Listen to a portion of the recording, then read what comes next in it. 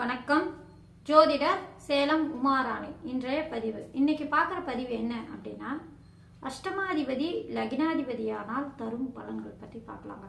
இப்போ அஷ்டமாதிபதி அப்படின்னு எடுத்துக்கிட்டா யாரு? ஆயுள் காரகன், 8ஆம் இடம் மறைவு ஸ்தானம், அதே ஆயுள் ஸ்தானம் இல்லைங்களா? இந்த 8ஆம் இடத்து அதிபதி பொதுவாக பார்த்தானா நம் முன்னோர்கள் மூல நூல்களில் கொடுத்துருக்காங்க என்ன அப்படின்னா, அஷ்டமாதிபதியும் நட்பலன்கள் தரக்கூடிய வாய்ப்புகள் உண்டு அப்படின்னு சொல்லப்பட்டிருக்காங்க.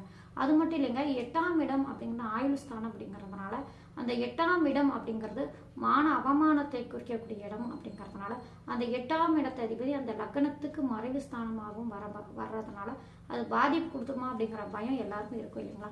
ஆனால் 8ஆம் இடத்து அதிபதியும் நட்பலன்கள் தரக்கூடிய வாய்ப்பு உண்டு அப்படின்னு சொல்லப்பட்டிருக்காங்க. பொதுவாக 8ஆம் இடம் லக்னமும், அதாவது லக்னாதிபதியும் 8ஆம் இடமும் ஒரே அமைப்பு வரக்கூடிய அமைப்பு அப்படின்னு எடுத்துட்டா இரண்டே லக்னத்துக்கு தான் பொருந்தும். அதாவது ஒன்று மேஷ லக்னத்துக்கு 8ஆம் இடம் விருச்சக ராசியாக வரும். அது அந்த லக்னத்துக்கு அதிபதியாக வருவார். அதாவது என்ன அப்படின்னா, இப்போ மேச லக்னத்துக்கு அதிபதி யாரு? செவ்வாய் பகவான் ஆவார்.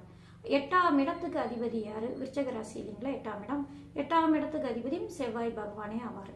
இப்போ லக்னாதிபதியும் ராசி அதிபதி, அதாவது 8ஆம் இடத்துக்கு அதிபதியும் இருவருமே ஒரே அதிபதி, ஒரே கிரகம் அப்படிங்கிறதுனால இந்த லக்னத்துக்கு பாருங்க இந்த அமைப்பு பொருந்தும்.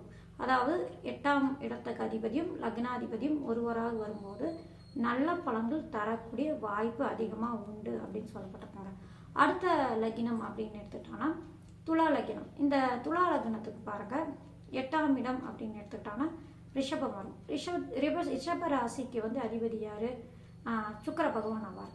லக்னத்துக்கும் அதிபதி சுக்கிர பகவான் ஆவார். இந்த அமைப்பு இந்த 2 லக்னத்துக்கு மட்டுமே பொருந்தும் அப்படிங்கிறதுனால இந்த 2 லக்னத்தில் பிறந்தவங்களுக்கு 8ஆம் இடத்து அதிபதி அந்த கிரகமே லக்னாதிபதியாக வரக்கூடிய அமைப்பு அப்படிங்கிறதுனால நல்ல பலன்கள் அதிகமாக கொடுக்கும், பாதிப்பு கொடுக்காது.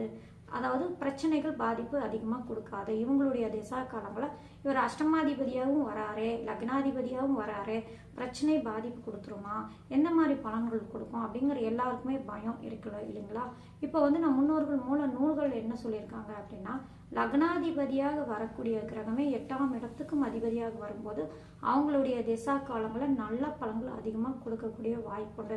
அப்படியே 8ஆம் இடத்துக்கு பாதிப்பு கொடுக்குறாங்க அப்படின்னா அந்த கிரகம் என்ன மாதிரி அமைப்பு இருக்கு, அந்த 8ஆம் இடத்துக்கு மறைந்து இருக்கக்கூடிய அமைப்பில் இருக்கா, அந்த மாதிரி இருந்தால் அவங்களுக்கு பாதிப்பு, 8ஆம் இடத்துடைய பலன் அதிகமாக நடக்காது.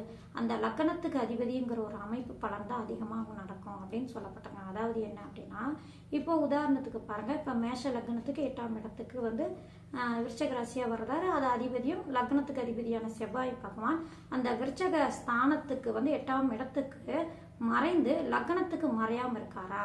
இந்த மாதிரி அமைப்பில் லக்னத்துக்கு கேந்திரத்திலோ திரிகோண அமைப்பிலையோ உட்கார்ந்து இருக்கும் பட்சத்தில் இப்போ லக்னத்துக்கு மறையாமையும் 8ஆம் இடத்துக்கு மறைந்து இருக்கக்கூடிய அமைப்பு அப்படிங்கிற போது அவர் முழுமையாக லக்னாதிபதியாகவே செயல்படுவார். அப்படியே 8ஆம் இடத்துக்கு பாதகமாக செய்வாரா அப்படின்னா பாதகம் செய்ய மாட்டார்.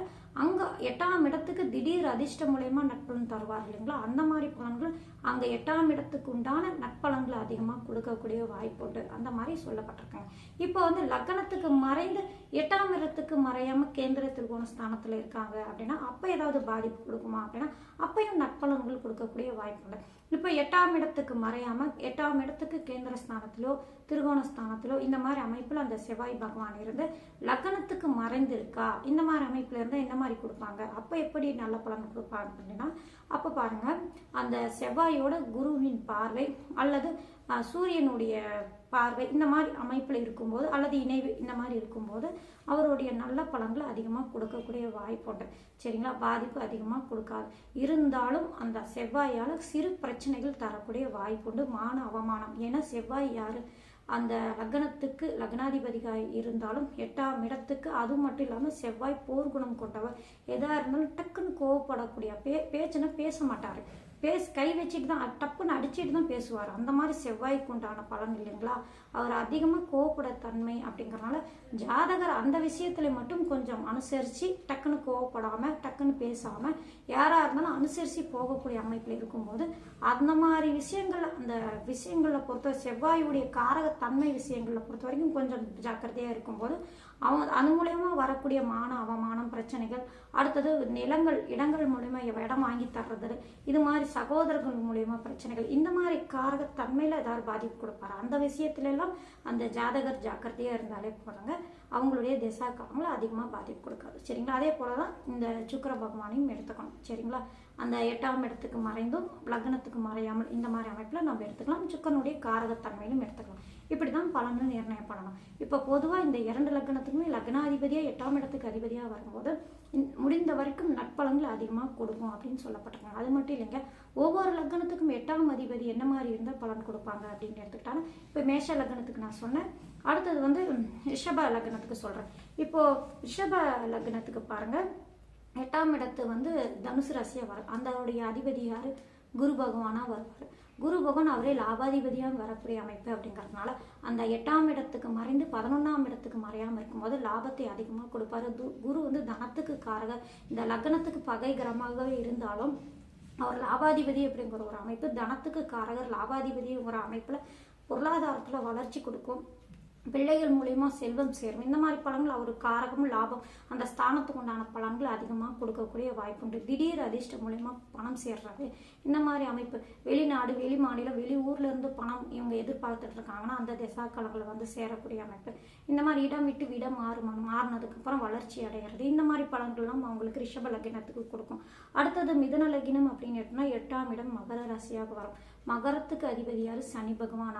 அவரே வந்து அந்த 8ஆம் இடமான 9ஆம் இடத்துக்கும் அவர் அதிபதியாக வரக்கூடிய ஒரு கேந்திரத்துக்கும் ஒரு திருகோணத்துக்கும், அதாவது ஒரு திருகோணத்துக்கும் ஒரு 8ஆம் இடத்துக்கும் மறைவு ஸ்தானமான 8ஆம் இடத்துக்கும் 9ஆம் இடத்துக்கும் அதிபதியாக வரக்கூடிய சனி பகவான் இந்த லக்னத்துக்கு நட்பு கிரகம் அப்படிங்கிற ஒரு அமைப்புல நட்பலன்கள் அதிகமாக தரக்கூடிய வாய்ப்பு உண்டு. ஏன்னா மறைவு ஸ்தானத்துக்கு அதிபதியாக வரக்கூடிய சனி பகவான் அது 9ஆம் இடமான பாக்கிய ஸ்தானத்துக்கும் அதிபதியாக வரக்கூடிய சூழ்நிலை அப்படிங்கிறதுனால அவர் பாக்கியாதிபதி ஒரு அமைப்பு வர்றதுனால இங்கே 8ஆம் இடத்து பலன் அதிகமாக தரமாட்டார்.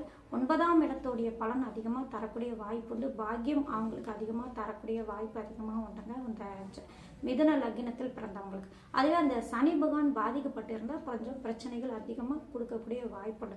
முடிந்த வரைக்கும் அந்த சனி பகவான் நட்பலன்கள் கொடுக்கக்கூடிய வாய்ப்பு உண்டு. சரிங்களா?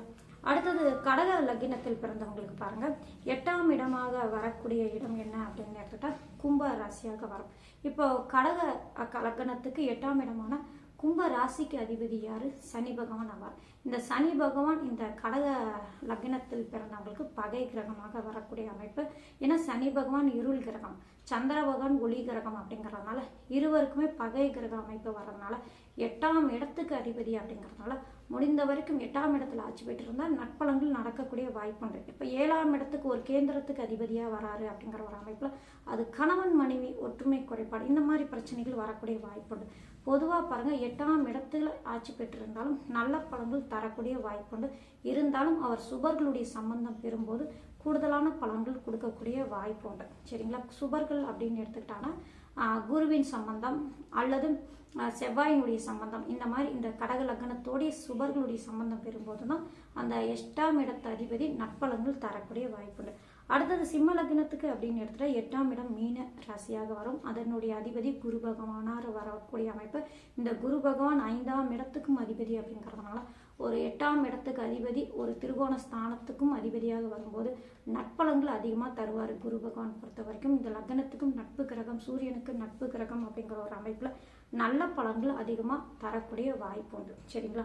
அடுத்தது கன்னியா லக்னத்துக்கு அப்படின்னு எடுத்துக்கிட்டாங்கன்னா 8ஆம் இடம் மேச ராசியாக வரக்கூடிய அமைப்பு. அந்த மேச ராசிக்கு அதிபதி செவ்வாய் பகவான். அந்த செவ்வாய் பகவான் இந்த கன்னியா லக்னத்துக்கு பகை கிரகமாக வரக்கூடிய அமைப்பு. 3ஆம் இடமான சகோதர ஸ்தானத்துக்கும் அந்த செவ்வாய் பகவான் வந்து வரக்கூடிய அமைப்பு அப்படிங்கிறதுனால இந்த செவ்வாய்க்கு வந்து பாருங்க இந்த புதன் பகை கிரகம் அப்படிங்கிறதுனால பொதுவாக இந்த 8ஆம் இடத்தில் ஆட்சி பெற்றிருக்கும் போது இந்த கன்னி லக்னத்துக்கு கொஞ்சம் பிரச்சனைகள் பாதிப்புகள் கொடுக்கக்கூடிய வாய்ப்பு உண்டு. சரிங்களா? அவங்களுடைய திசா காலங்கள் இருந்தாலும் அவர் இந்த சுபர்களுடைய இந்த லக்ன சுபர்களுடைய சம்பந்தம் பெறும்போது நட்பலன்கள் தரக்கூடிய வாய்ப்பு உண்டு. சரிங்களா? அடுத்தது அப்படின்னு எடுத்துக்கிட்டாங்கன்னா இந்த துலா லக்னத்துக்கு அப்படின்னு எடுத்துக்கிட்டாங்கன்னா துலா லக்னத்துக்கு வந்து 8ஆம் இடமாக வரக்கூடியது யாரு? ஏற்கனவே நான் துலா லக்னம் பற்றி சொன்னேன். அந்த 8ஆம் இடத்துக்கு அதிபதி அந்த லக்னாதிபதியாக வரக்கூடிய அமைப்பு அப்படிங்கிறதுனால நட்பலன்கள் தரக்கூடிய, ஏற்கனவே நான் அதை பிரித்து சொன்னதுனால அதிகமாக நான் இதில் சொல்லலை நேரம் கருதி. சரிங்களா? அடுத்தது அப்படின்னு எடுத்துட்டா விருச்சக லக்னம். விருச்சக லக்னத்துக்கு பாருங்க 8ஆம் இடமாக மிதுன ராசி வருங்க. இப்போ மிதுன ராசி அப்படிங்கிறது புதன். இந்த விருச்சக லக்னத்துக்கு அதிபதி யாரு? செவ்வாய் பகவான். ஆனால் 8ஆம் இடத்துக்கு புதன். இங்கே வந்து பகை கிரக அமைப்பு வரும்போது இங்கேயும் இவங்களுடைய திசா புக்தி காலங்களில் இந்த விருச்சக லக்னத்தில் பிறந்தவங்களுக்கு சிறு சிறு பிரச்சனைகள் பாதிப்புகள் கொடுக்கக்கூடிய வாய்ப்பு உண்டு. சுபர்களோடு சம்பந்தம் பெறக்கூடிய புதன் பகவான் நற்பலன்கள் அதிகமாக கொடுக்கும். ஆனால் புதன் பகவான் வலுத்து நல்ல அமைப்பில் உட்காந்துருக்கும் போது, தனித்து உட்காந்துருக்கும் போது கொஞ்சம் பிரச்சனைகள் தரக்கூடிய வாய்ப்பு உண்டு. சரிங்களா? அடுத்தது அப்படின்னு எடுத்துக்கிட்டாங்கன்னா தனுசு லக்னம். தனுசு லக்னத்துக்கு 8ஆம் இடம் அப்படின்னு எடுத்துக்கிட்டாங்கன்னா கடக ராசியாக வரும். கடக ராசி அதிபதி யாரு? சந்திர பகவான். சந்திர பகவான் பொறுத்த வரைக்கும் பாருங்க வளர்பிறை சந்திரனாக இருக்கும்போது 8ஆம் இடத்து அதிபதி 8ஆம் இடம் வந்து தோஷத்தை அதிகமாக ஏற்படுத்தாது அப்படிங்கிற ஒரு அமைப்புல. ஏன்னா சந்திர பகவான் நட்பு கிரகம். இந்த சந்திர பகவான் 8ஆம் இடத்துக்கு லக்னாதிபதியான குரு பகவான் உச்சம் பெறக்கூடிய அமைப்பு. இருவருமே நட்பு கிரகம் அப்படிங்கிறதுனால இங்க சந்திரனுக்கு இந்த லக்னத்தை பொறுத்தவரைக்கும் 8ஆம் அதிபதி அஷ்டமாதிபதி தோஷத்தை அதிகமாக ஏற்படுத்தாது. வளர்ப்புறையாக சந்திரனாக இருக்கும்போது கூடுதலான நற்பலன்கள் அதிகமாக கொடுக்கும். தேய்பிரையான சந்திரனாக இருக்கும்போது பாவர்களோடு சம்பந்தம் பெற்றிருக்கும் போது தான் அவர் அஷ்டமாதிபதிய தோஷத்தை ஏற்படுத்துவார்.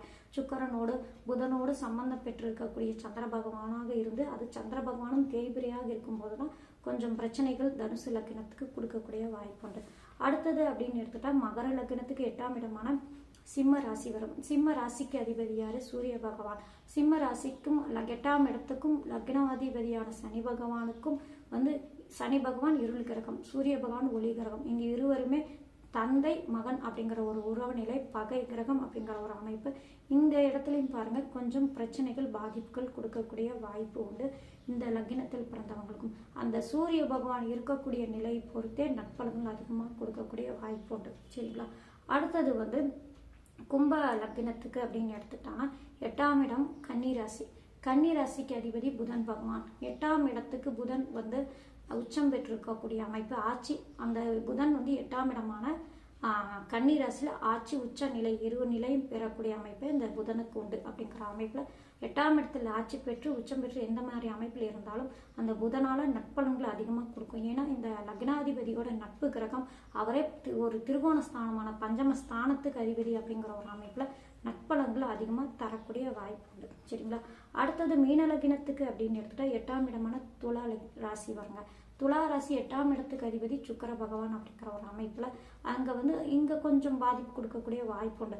ஏன்னா குரு பகவானுக்கும் சுக்கர பகவானுக்கும் நட்பு கிரகம் அப்படிங்கிற ஒரு அமைப்புல அவர் வந்து அந்த லக்ன சுவர்களோடு சம்பந்தம் பெறும்போது இந்த மாதிரி அமைப்புல இருந்தால்தான் அவங்க நற்பலன்கள் கொடுக்கக்கூடிய வாய்ப்பு உண்டு. இப்போ 12 லக்னத்துக்கும் நான் வரிசையா 8ஆம் இடம் யாரு, 8ஆம் அதிபதி யாரு, அவர் எந்த மாதிரி இருந்தால் நற்பலன்கள் கொடுக்கும் ஒரு சுருக்கமா இந்த பதிவுல சொல்லியிருக்கேன். அடுத்தது வந்து இன்னொரு அமைப்பு என்ன அப்படின்னா 8ஆம் இடத்து அதிபதி வந்து ஒரு கேந்திரத்துக்கோ அல்லது திருகோணத்துக்கோ வந்து அதிபதியாக வரும்போதும் அந்த 8ஆம் இடமான தோஷத்தை ஏற்படுத்தாது, நன்மையை தரக்கூடிய வாய்ப்பு தான் அதிகமாக உண்டுங்க. அதாவது என்னன்னா 8ஆம் இடத்துக்கு அதிபதியாக வரக்கூடிய கிரகம் அதே இன்னொரு ஆதிபத்தியம் வந்து திருகோணமாகவோ அல்லது கேந்திரமாக பெற்றிருக்கா அந்த மாதிரி அமைப்பில் வந்தாலும் அந்த ஸ்தானத்துக்கு உண்டான பலன்கள் தரணும் அப்படிங்கிற ஒரு அமைப்பில் அந்த கிரகம் நற்பலன்கள் அதிகமாக தரக்கூடிய வாய்ப்பு உண்டுங்க. அந்த 8ஆம் இடத்துக்கு மறைந்து இருக்கும்போது கூடுதலான பலன்களும் 8ஆம் இடத்துக்கு மறையாமல் இருக்கும்போது அது வந்து எந்த மாதிரி பலன் கொடுக்குன்னா அவங்களுக்கு அந்த லக்ன சுபர்களுடைய சம்பந்தம் சேர்க்கை ஏற்பட்டிருக்கும் போது நற்பலன்களை அதிகமாக கொடுக்கக்கூடிய வாய்ப்பு உண்டு. 8ஆம் இடம் வந்து ஆயுள் ஸ்தானம், கௌரவ ஸ்தானம் அப்படிங்கிறதுனால 8ஆம் இடத்து அதிபதி முடிந்த வரைக்கும் நல்ல அமைப்பில் இருக்கும்போது கேந்திர ஸ்தானத்திலோ திருகோண ஸ்தானத்திலோ அல்லது 8ஆம் இடத்துல ஆட்சி பெற்று இருந்தாலோ அல்லது லக்ன சுபர்களுடைய பார்வை சேர்க்கை ஏற்பட்டிருக்கும் போது அவங்களுக்கு நற்பலன்கள் கூடுதலாக தரக்கூடிய வாய்ப்பு உண்டுங்க. இப்போ 8ஆம் அதிபதி லக்னாதிபதி வர அமைப்பு அப்படின்னு எடுத்துக்கிட்டாங்கன்னா இந்த மேஷ லக்னத்துக்கும் துலா லக்னத்துக்கும் பொருந்தும் அப்படிங்கிறனால இந்த 2 லக்னத்துக்குமே இந்த 2 கிரகமே நற்பலன்கள் அதிகமாக நடக்கும். மற்ற லக்னத்துக்கு வந்து நான் ஏற்கனவே சுருக்கமாக சொல்லியிருக்கேன். அந்த மாதிரி அமைப்பில் இருக்கும்போது 8ஆம் அதிபதி தன்னுடைய திசையிலும் யோகமான பலன்களும் திடீர் அதிர்ஷ்டம் மூலிமா வசதி வாய்ப்பு கூடுதலான பலன்கள் அதிகமாக தரக்கூடிய வாய்ப்பு உண்டு. நன்றி, வணக்கம்.